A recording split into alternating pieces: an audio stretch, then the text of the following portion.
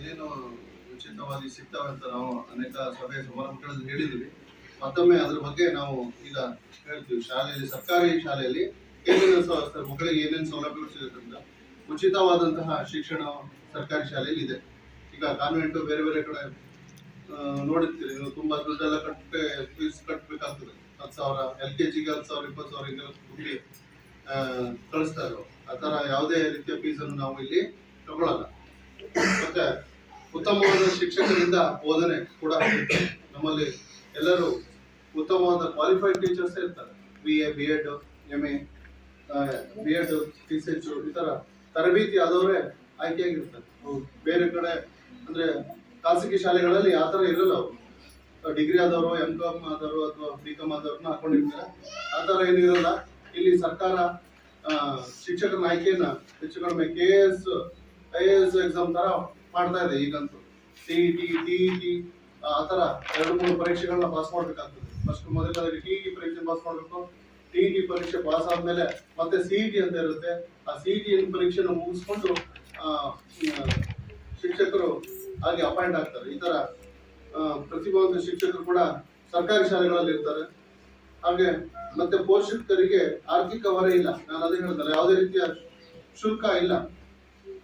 ಸರ್ಕಾರಿ ಶಾಲೆಗಳಲ್ಲಿ ಯಾವುದೇ ಫೀಸ್ ಇಲ್ಲದೆ ಇರುತ್ತೆ. ನಿಮ್ಗೆ ಯಾವುದೇ ಆರ್ಥಿಕ ಹೊರೆ ಇಲ್ಲ.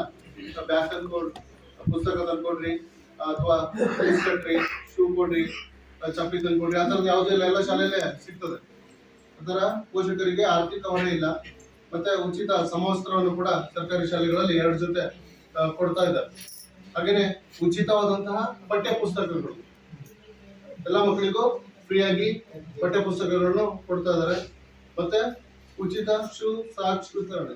ಮಕ್ಕಳನ್ನ ಕೇಳಿ ನಾವು ಶೂ ಬೇಕೋ ಅಥವಾ ಚಪ್ಪಲಿ ಬೇಕು ಅಂತ ಕೇಳ್ಕೊಂಡೆ, ಮಳೆಗಾಲ ಭಾಗ ಇಲ್ಲಿ ಮಳೆ ಜಾಸ್ತಿ ಇರೋದ್ರಿಂದ ಚಪ್ಪಲಿನೇ ಕೊಡ್ತಾ ಇದೀವಿ ನಾವು. ಶೂನು ಕೊಡ್ತಾರೆ. ಅದೇ ಈ ತರ ಉಚಿತವಾದಂತಹ ಶೂ ಮತ್ತು ಚಪ್ಪಲಿಗಳ ವಿತರಣೆ ಆಗ್ತದೆ. ಮತ್ತೆ ವಾರದಲ್ಲಿ 5 ದಿನ ಕ್ಷೀರಭಾಗ್ಯ ಹಾಲನ್ನು ಕೂಡ ಮಕ್ಕಳಿಗೆ ಕೊಡುವ ವ್ಯವಸ್ಥೆ ಇದೆ. ಜೊತೆಗೆ ರಾಗಿ ಮಾಲ್ಟ್ ಕೂಡ ಕೊಡ್ತಾ ಇದ್ದೀವಿ. ಹಾಗೇನೆ ಮಧ್ಯಾಹ್ನದಲ್ಲಿ ಬಿಸಿ ಊಟ, ಮಧ್ಯಾಹ್ನದ ಉಪಹಾರ ಕೂಡ ಮಕ್ಕಳಿಗಿದೆ.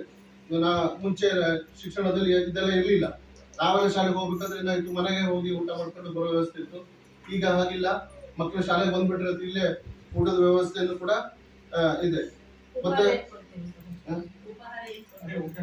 ಉಪಹಾರ ಇಲ್ಲ, ಊಟ, ಬಿಸಿ ಊಟ ಇಲ್ಲ. ಶನಿವಾರ ಪಲಾವ್ ಈ ತರ ಪಲಾವ್, ಚಿತ್ರಾನ್ನ ಆ ತರ ಶನಿವಾರ. ಮತ್ತೆ ವಾರದಲ್ಲಿ ಮೊಟ್ಟೆ 6 ದಿನನೂ ಮೊಟ್ಟೆ. ಸರ್ಕಾರದ ವತಿಯಿಂದ 2 ದಿನ, ಮತ್ತೆ ಅಜಿಮ್ ಪ್ರೇಮ್ಜಿ ಫೌಂಡೇಶನ್ ಇಂದ 4 ದಿನ. ಒಟ್ಟು 6 ದಿನ ಮೊಟ್ಟೆ ಇದೆ. ಮೊಟ್ಟೆ ತಿಂದಿರೋರಿಗೆ ಬಾಳೆನೂ ಕೂಡ ಕೊಡ್ತಾ ಇದ್ವಿ. ಹಾಗೇನೆ ವಿದ್ಯಾರ್ಥಿ ವೇತನ, ಈಗ ಸ್ವಲ್ಪ ವಿದ್ಯಾರ್ಥಿ ವೇತನಗಳು ಬರ್ತಾ ಇಲ್ಲ. SC ಮತ್ತು ST ಮಕ್ಕಳಿಗೆ ಮಾತ್ರ ಜಮಾ ಆಗ್ತದೆ ಅಂತ ಅದು ಎಲ್ಲ ನಿಮ್ಮ ಪಾಸ್ಬುಕ್ ಆಧಾರ್ ನಂಬರ್ ತರನೇ ಸರಿಯಾಗಿರ್ಬೇಕು. ಅದೆಲ್ಲ ಆಧಾರ್ ತರನೇ ಪಾಸ್ಬುಕ್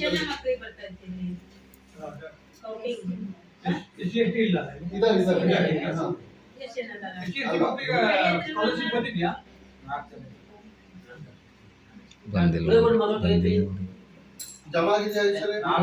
ಬಂದಿದ್ಯಾ? ಸ್ಕಾಲರ್‌ಶಿಪ್ ಬಂದಿಲ್ವಾ? ಬಂದಿಲ್ಲ ಸರ್.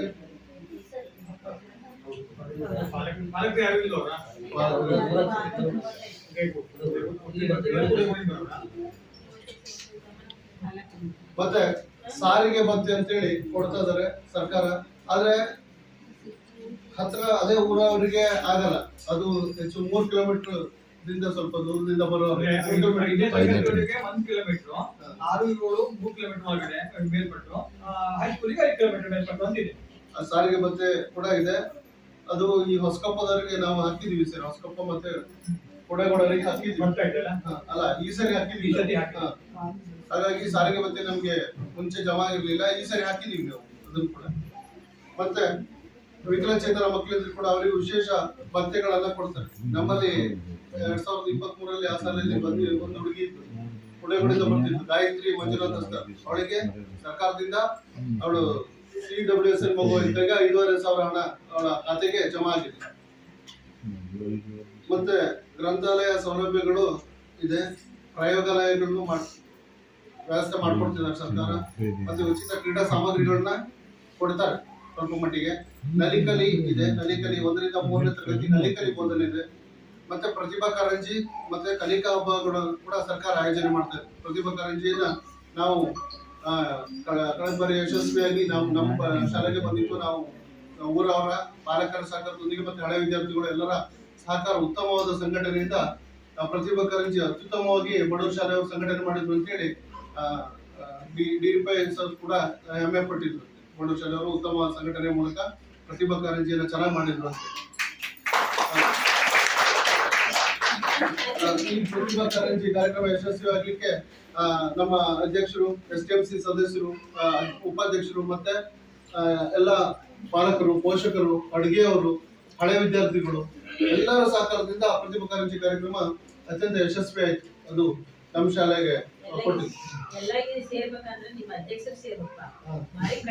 ಹೌದು.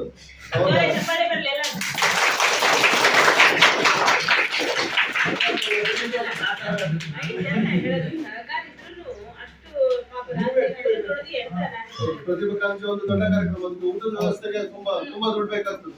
ಮತ್ತೆ ಎಲ್ಲ ಊರವರಿಗೆ, ಮಕ್ಕಳಿಗೆ, ಪಾಲಕರಿಗೆ ಊಟದ ವ್ಯವಸ್ಥೆ ಮಾಡಬೇಕಾಗ್ತದೆ. ಮತ್ತೆ ಬಹುಮಾನ ವಿತರಣೆ, ತುಂಬಾ ಹಣಕಾಸಿನ ವ್ಯವಸ್ಥೆ ಬೇಕಾಗ್ತದೆ. ಅದಕ್ಕೆಲ್ಲರೂ ಪಾಲಕರು ಕೈ ಜೋಡಿಸಿದ್ದಾಗಿ ಊರವರಿಗೆ ನಾನು ಮತ್ತೊಮ್ಮೆ ಅಭಿನಂದನೆಗಳನ್ನ ಸಲ್ಲಿಸ್ತೀನಿ.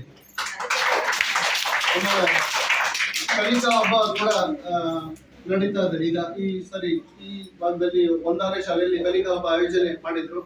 ಹಾಗೆ ವರ್ಷ ಕಲಿಕಾ ಹಬ್ಬ ಕೂಡ ಈಗ ಆಯೋಜನೆ ಆಗ್ತಾ ಇದೆ ಸರ್ಕಾರದಿಂದ. ಮತ್ತೆ ಸಾಂಸ್ಕೃತಿಕ ಕಾರ್ಯಕ್ರಮಗಳನ್ನು ಕೂಡ ನಾವು ಶಾಲೆಗಳಲ್ಲಿ ಮಾಡ್ತೀವಿ. ಸಾಂಸ್ಕೃತಿಕ ಕಾರ್ಯಕ್ರಮಗಳು ಈ ರಾಷ್ಟ್ರೀಯ ಹಬ್ಬಗಳ ಸಮಯದಲ್ಲಿ ನಾವು ಸಾಂಸ್ಕೃತಿಕ ಕಾರ್ಯಕ್ರಮಗಳನ್ನ ಆಯೋಜನೆ ಮಾಡ್ತೀವಿ. ಜನವರಿ 26 ಕಾರ್ಯಕ್ರಮದಂದು ನಾವು ಸಾಂಸ್ಕೃತಿಕ ಕಾರ್ಯಕ್ರಮಗಳನ್ನ ಇಟ್ಕೊಂಡಿದ್ವಿ.